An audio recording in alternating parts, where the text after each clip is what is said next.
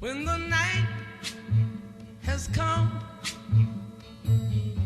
and the land is dark and the moon is the only light we'll see. No, I won't be afraid. Oh, I won't be afraid. Just as long. Tranche de vie. Petit voyage à travers nos existences. So darling, darling, stand by me. Oh, stand by me. Oh, stand by me. Stand by me. If the sky that we look upon should tumble and fall, or the mountain should crumble to the sea, I will cry. Alors que vient de s'achever la semaine d'éducation et de lutte contre le racisme et l'antisémitisme, du 19 au 26 mars, nous sommes en présence du maître Olivier Sombé, qui a accepté de nous parler de son travail d'avocat et d'avocat de la Ligue contre le racisme et l'antisémitisme, la LICRA. Maître Olivier Sombé, merci beaucoup d'avoir accepté de parler à nos auditeurs de votre travail. Comment êtes-vous venu à cette fonction d'avocat de la LICRA ? Alors bonjour d'abord. Moi je suis avocat depuis 27 ans à Périgueux. Dans le cadre de mon travail, j'ai été amené à assurer la défense de personnes qui étaient victimes de racisme, d'antisémitisme, à très nombreuses reprises, soit pour les conseiller, soit pour les accompagner devant les juridictions. Et puis, je trouvais que c'était aussi intéressant de partager mon expérience professionnelle, mon expérience juridique, avec une association, parce que si on est plusieurs, on est plus fort. Et donc, je me suis engagé à la LICRA pour ça. J'avais de surcroît une amitié avec la présidente de la LICRA, qui est Betty Vieder. Et donc, c'est comme ça que j'ai été amené à militer auprès de la LICRA et à être un des 100 avocats de la LICRA en Dordogne. On est 3 avocats de la LICRA en Dordogne actuellement. Le travail que vous faites concerne quel type de délit, puisque le racisme et l'antisémitisme sont maintenant réprimés par la loi. Quel type de délit avez-vous à traiter, par exemple, justement, avec la LICRA ? Alors, la LICRA intervient dès qu'il y a un délit ou une contravention, parce que un acte raciste ou antisémite n'est pas forcément un délit, ça peut être une contravention. Lorsque normalement ce n'est pas public, des injures non publiques peuvent être des contraventions. Donc on est amené, nous, à intervenir, soit dans un cadre de prévention, on peut être amené, lorsque des situations nous sont signalées, à venir pour faire des médiations avec les personnes, pour essayer de faire comprendre, faire avancer, avoir un rôle pédagogique par rapport à cela. On est aussi amené à suivre les personnes qui sont victimes. Alors ça peut être victime d'injures à caractère racial ou antisémite. Ça peut être victime de violence également, avec une connotation raciste ou antisémite. Ça peut être également des propos discriminatoires qui ont été commis à l'encontre de ces personnes. Donc c'est dans ce cadre-là que la LICRA est saisie.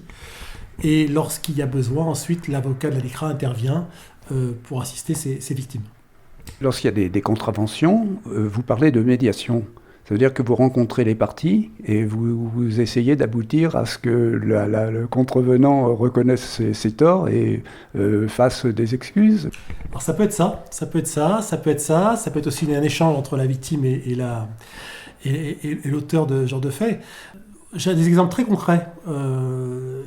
Je discutais il n'y a pas très longtemps avec une personne de la Ligue départementale de football et qui nous disait que dans le football, notamment sur le bord des terrains, il y avait de plus en plus souvent des actes, des injures racistes qui pouvaient être promulgués.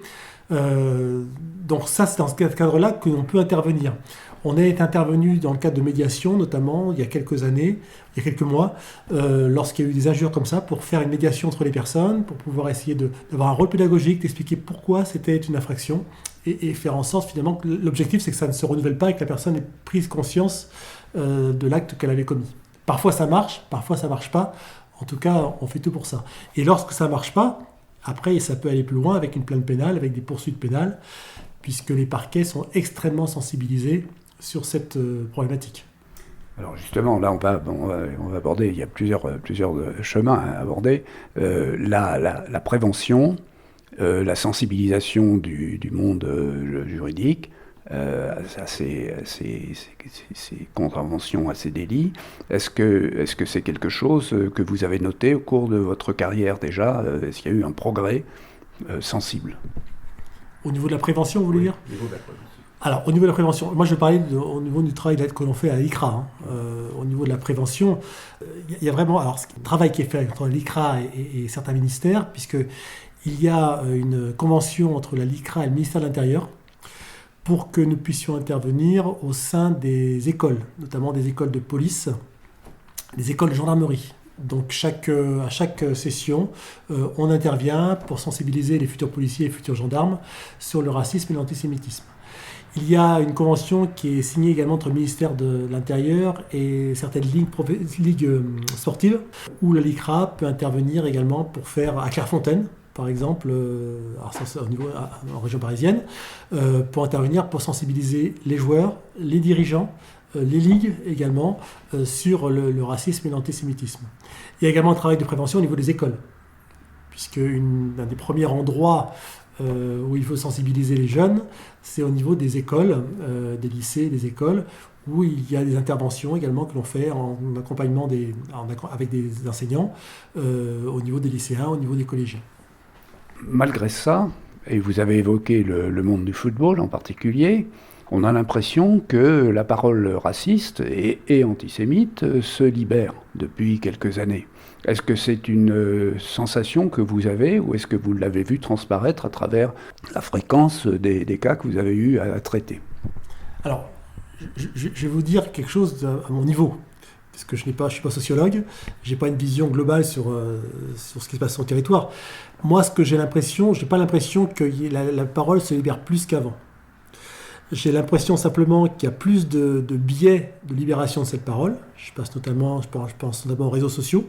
Bien sûr. Où les gens vont davantage vont se lâcher, là où se lâchaient avant dans la rue, ils vont le faire sur les réseaux sociaux. Et puis, en pensant bénéficier d'une certaine impunité. Ça se fait un acte qui se fait un peu en cachette. Bien sûr, on est chez soi, derrière son écran, il n'y a aucune difficulté, effectivement, il n'y a aucun complexe pour faire ça. Donc ça va se libérer comme ça. Je ne suis pas certain que ça soit plus qu'avant. Par contre, ce qui est sûr, c'est que les victimes ont plus le sentiment d'être victimes et vont davantage peut-être déposer plainte, faire des signalements, saisir des associations pour dénoncer ce genre de fait. Donc, ce qui fait qu'effectivement les chiffres augmentent beaucoup. Au niveau national, il y a une augmentation des plaintes pour des actes racistes et antisémitisme. Je ne suis pas sûr que ce soit en augmentation par rapport à avant, mais les plaintes effectivement augmentent.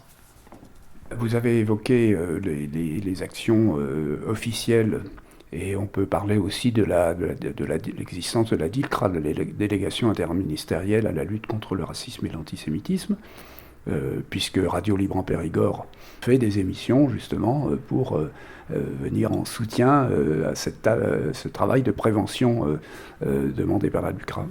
Est-ce que le département de la Dordogne présente des particularités en ce qui concerne l'action de la LICRA, à votre avis?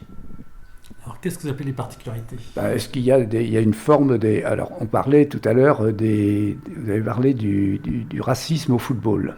Alors, le racisme au football, on le voit s'exprimer largement dans des grands matchs, et d'une façon qui est quelquefois vraiment très, très spectaculaire et assez invraisemblable. Est-ce qu'on a ce genre d'événement en Dordogne ou est-ce que vous considérez qu'il y a un rejet particulier des migrants ou des personnes qui sont en général sujettes aux attaques racistes et antisémites? Ce qu'on a en Dordogne, c'est le racisme de la bêtise ordinaire, j'ai envie de vous dire. C'est-à-dire qu'on a, ça va être en matière sportive, ça va être sur des terrains où des gens vont déborder dans des propos racistes et antisémites. Ça peut être dans des quartiers également où des gens vont être en tension, eux-mêmes vont être en difficulté et vont exprimer leurs difficultés à l'égard de la personne étrangère, à l'égard de la personne qui est différente d'eux. Je mettrais ça d'ailleurs sur le même plan que l'homophobie. On a le même genre de situation. C'est ça qu'on retrouve beaucoup en Dordogne, je trouve. Beaucoup en Dordogne. Parce que la Dordogne n'est pas véritablement, en tout cas sur Périgueux, ce que je connais, c'est tout ça qu'on rencontre. Le travail de sensibilisation des écoles ou de publics particuliers qui sont confrontés ou qui peuvent être entraînés dans des attitudes racistes et antisémites. Vous parliez tout à l'heure de la police. Est-ce que c'est quelque chose qui vous semble porter ses fruits et est-ce qu'il y a d'autres agents qui viennent en appui de la LICRA pour faire ce genre de travail ? Il y a plusieurs associations. Il y a la LICRA, les droits de l'homme intervient également.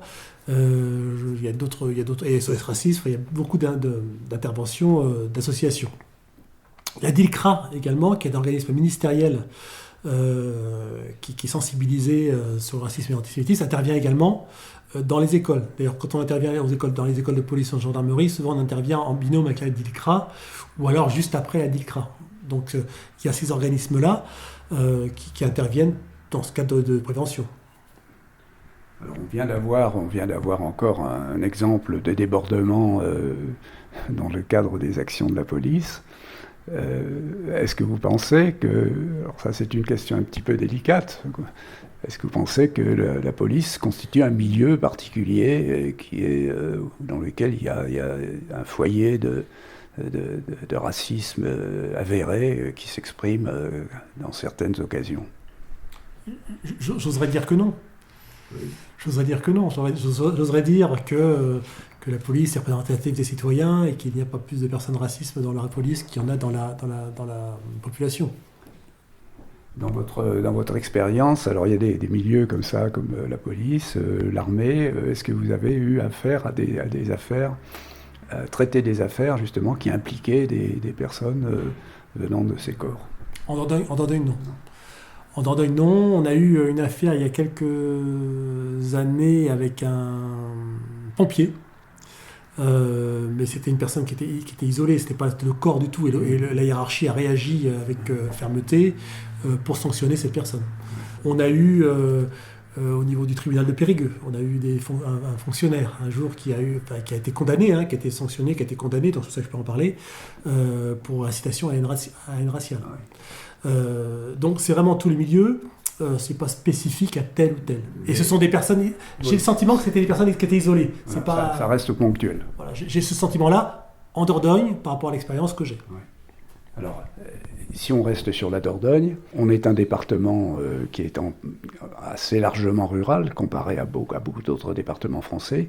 Est-ce qu'il y a un racisme spécifique au milieu rural, à votre avis, à partir des affaires que vous avez pu avoir à traiter ? Ce qu'on a beaucoup, ce sont les injures à caractère racial ou antisémite. Ça, les injures, les propos, pas forcément d'écrits ou de propos par Internet, mais surtout beaucoup d'injures. Alors, on a aussi des comportements de discrimination à l'embauche qu'on peut avoir. En tout cas, des personnes qui ont le sentiment d'être discriminées à l'embauche. Alors, c'est extrêmement difficile à démontrer et à prouver, mais des personnes viennent nous voir en disant qu'elles n'ont pas été prises alors qu'elles avaient un meilleur CV que d'autres personnes, et elles soupçonnent que ce soit lié à leur origine, à leur couleur de peau ou à leur origine. Alors ça c'est discrimination à l'embauche, discrimination à la location, discrimination à l'entrée dans une boîte de nuit. Est-ce que tout ça, est-ce que c'est des choses que vous rencontrez presque quotidiennement ou régulièrement dans votre activité ? C'est pas quelque chose, et j'en suis heureux, qu'on rencontre régulièrement. C'est des choses que l'on rencontre, c'est pas des choses que l'on rencontre régulièrement à notre niveau. Ça tient au fait qu'on est dans une ville moyenne. Et dans un département qui est peut-être éloigné des foyers d'activité raciste ou antisémite, je ne sais pas. Je ne pense pas que Dordogne soit un département raciste. Je crois que les gens sont assez ouverts, globalement. Après, il y a toujours des personnes isolées qui vont avoir des comportements qui vont être sanctionnables. Ce que je veux préciser quand même, c'est que les parquets sont extrêmement sensibilisés à ce genre de choses. Et lorsqu'il y a des plaintes qui sont faites par des victimes, la plainte n'est pas laissée de côté. Vraiment, le procureur demande au commissariat de police, à la gendarmerie, d'instruire les plaintes, d'enquêter et de faire remonter ensuite les dossiers. Et après, qu'il y a des traitements qui sont faits. Les traitements sont divers, mais il y a vraiment une réaction au niveau des parquets. Et ça, c'est plutôt une bonne chose. Et le fait qu'on soit dans un département ou un petit département, je pense que ça incite à ce que tout soit traité. Par rapport à des grosses villes comme Paris ou comme Bordeaux, où les commissariats sont pris sous la masse, là, les parquets sont extrêmement pointilleux par rapport à ça. Et alors, on a parlé du milieu scolaire. L'expérience que vous avez du milieu scolaire, je ne sais pas si vous intervenez quelquefois en milieu scolaire. Ça peut arriver, oui. Et là, quelle est votre impression sur le milieu scolaire ? Est-ce que l'école est encore un lieu de tolérance ou bien est-ce que justement les nouveaux moyens de communication, on parlait tout à l'heure des réseaux sociaux, font que il y a des choses qui débordent un petit peu? Alors, l'école est toujours un moyen je pense que c'est un moyen effectivement d'éducation, toujours.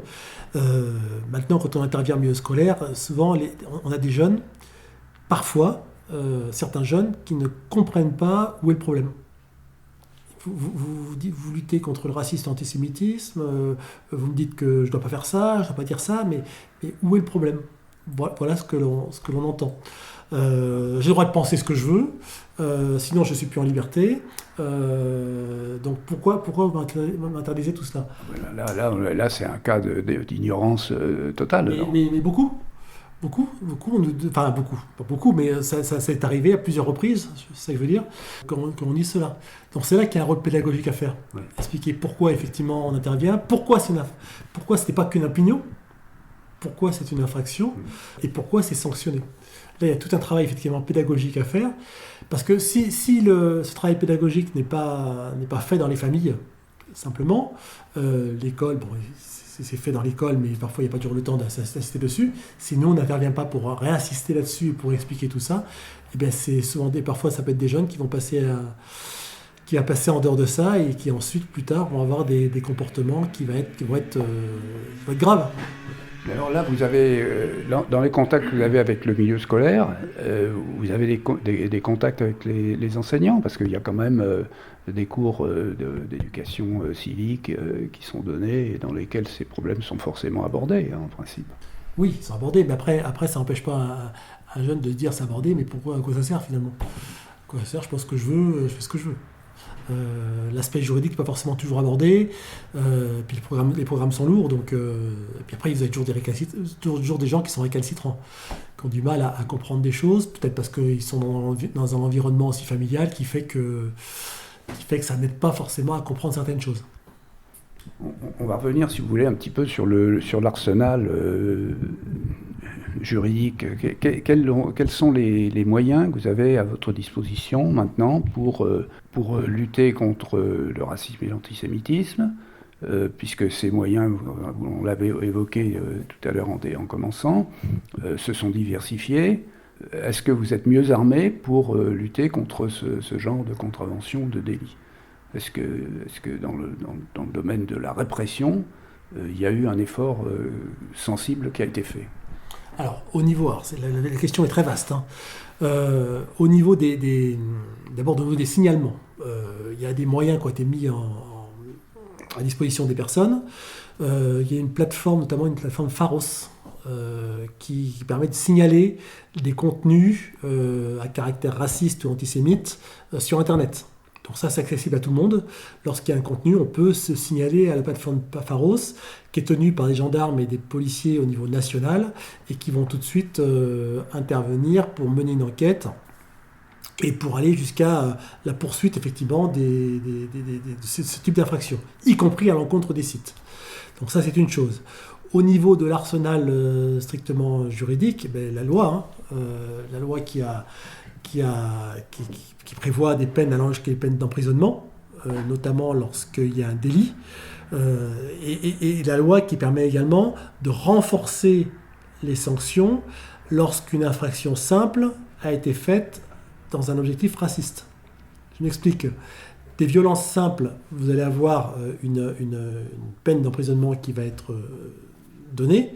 Lorsque cette peine d'emprisonnement avait un mobile, lorsque cette peine de violence, cette violence avait un caractère avait un but raciste ou antisémite, la peine qui va être donnée va être plus sévère.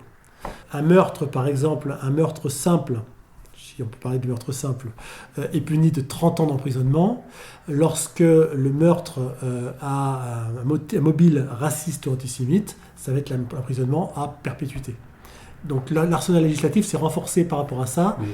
Mais ça va, cette augmentation du tarif, elle va jusqu'aux petits délits, aux injures par exemple. Si une injure est raciste, elle est plus lourdement sanctionnée qu'une injure normale, entre guillemets. Tout à fait. Alors une injure normale est une infraction, parfois tout le monde ne le sait pas, mais une injure normale est une infraction. Lorsque cette injure a un caractère raciste ou antisémite, la peine effectivement est augmentée de ce fait-là. Automatiquement. Je voudrais revenir un petit peu sur l'antisémitisme. Est-ce que c'est un problème en Dordogne ?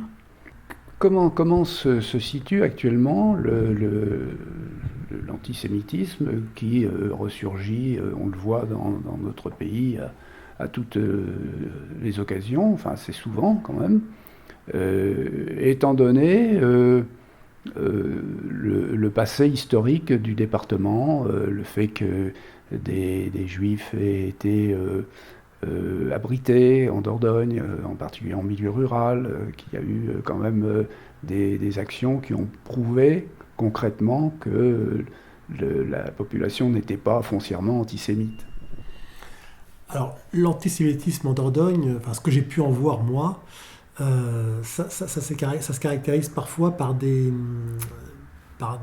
tags, des croix gammées qui vont être mis sur des murs, plus que des écrits. C'est plus ça.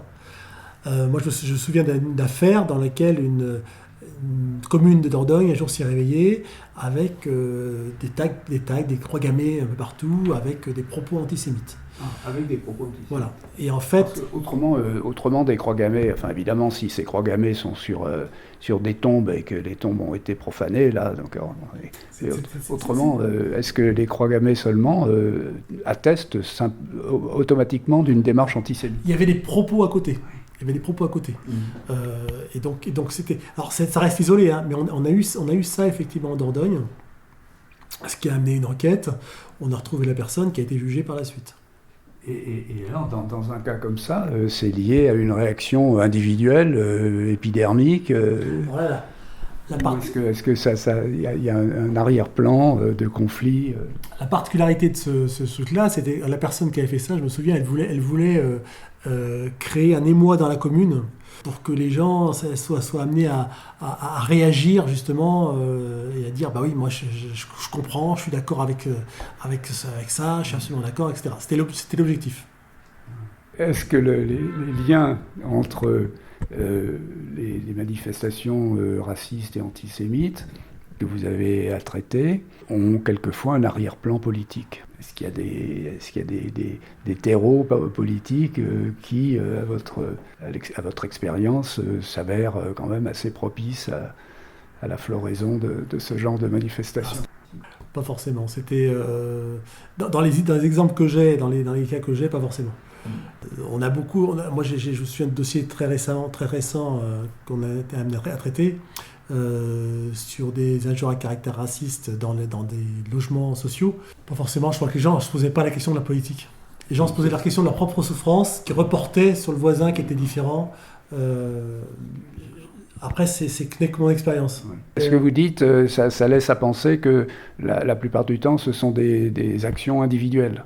dans des manifestations individuelles. Le sens de ma question, c'était un petit peu, est-ce que quelquefois, cette démarche est une démarche collective qui ressort à une idéologie particulière? Ça, j'ai pas constaté. Non. Ça doit exister, mais j'ai pas constaté. Maître Essombé, merci de toutes ces précisions. On a parlé rapidement du rôle des nouvelles techniques d'information et de communication, donc c'est pas la peine de revenir là-dessus. Je voudrais maintenant terminer notre petit entretien par d'abord vous demander si vous avez des choses qui vous paraissent importantes et qu'on n'a pas abordées, et ensuite vous demander si à côté de votre travail d'avocat et d'avocat de la LICRA, donc préoccupé essentiellement par des questions relatives au racisme et à l'antisémitisme, vous avez le temps d'avoir d'autres passions. Alors vous pouvez commencer déjà par me dire si on a oublié des choses fondamentales. Non, ce que je voudrais juste signaler, c'est que la LICRA organise un festival du livre au Château d'Émilandes, au mois de juin, autour de Joséphine Becker.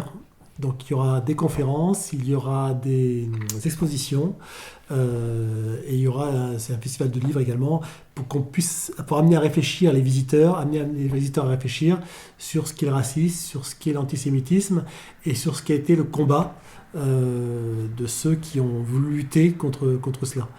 Joséphine Becker était une militante de la LICRA, et donc on trouvait que c'était une belle illustration de cette grande dame, et de pouvoir lui rendre hommage autour de ce festival. Vous seriez partisan de la panthéonisation de Gisèle Halimi? J'y ai pas réfléchi. Pourquoi pas? En tout cas, alors maintenant, puisqu'il nous reste quelques minutes, dites-nous si vous avez d'autres passions que votre métier d'avocat, et que votre métier d'avocat venant à la défense des gens qui sont victimes de racisme et d'antisémitisme. Vous êtes musicien, vous peignez, vous êtes sportif. Alors, je ne vais pas parler de moi, je suis pas sûr que ça intéresse beaucoup les gens. Cette dernière question, elle est faite justement pour que les personnes qui nous font le plaisir de nous parler parlent un petit peu d'eux. Alors je fais de la musique, je fais la guitare, je m'accompagne, je chante à la guitare, donc ça c'est une première passion. Accessoirement, je suis enseignant, puisque j'interviens à l'IUT de Périgueux et à l'université de Périgueux au niveau des AES. Donc j'interviens en droit, donc je cumule en fait mon métier d'avocat et d'enseignant, c'est une manière de faire du droit différemment. Et puis je fais pas mal de sport, je fais beaucoup de sport, beaucoup de courses à pied, tant que je peux, qui permet un peu de se défouler et de réfléchir aussi, parce que quand on court 15, 20, 30 bornes, eh bien on réfléchit. Oui, c'est vrai que la marche et la course solitaire, c'est un exercice de réflexion. Tout à fait. Merci beaucoup. Merci beaucoup, Maître Essombé, de tout ce que vous nous avez apporté. Et bonne continuation de votre combat. Voilà, ce que je veux simplement dire, c'est que le combat continue quand même, parce que la Dordogne n'est pas illustratif de tout. Le combat continue, donc il faut effectivement se mobiliser. Et puis rappeler que le racisme et l'antisémitisme, c'est pas une opinion, que c'est une contravention, ça peut être même un délit, généralement, et qu'il ne faut pas hésiter à signaler les personnes qui seraient victimes de ce genre de faits, de pouvoir le signaler, d'en parler, parce qu'il y a des avocats qui sont sensibilisés par ça, il y a des associations qui sont sensibilisées par ça, et puis la justice est également extrêmement sensibilisée par le problème, et est prêt à soutenir et accompagner les personnes qui seraient victimes de tels actes. Eh bien, le message est entendu. Merci beaucoup.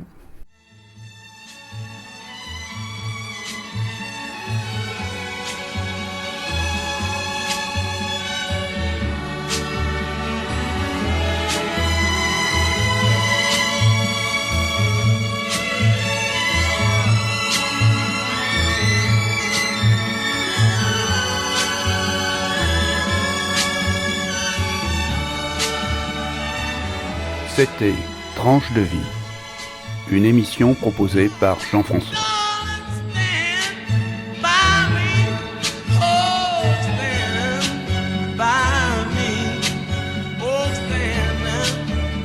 Stand by me.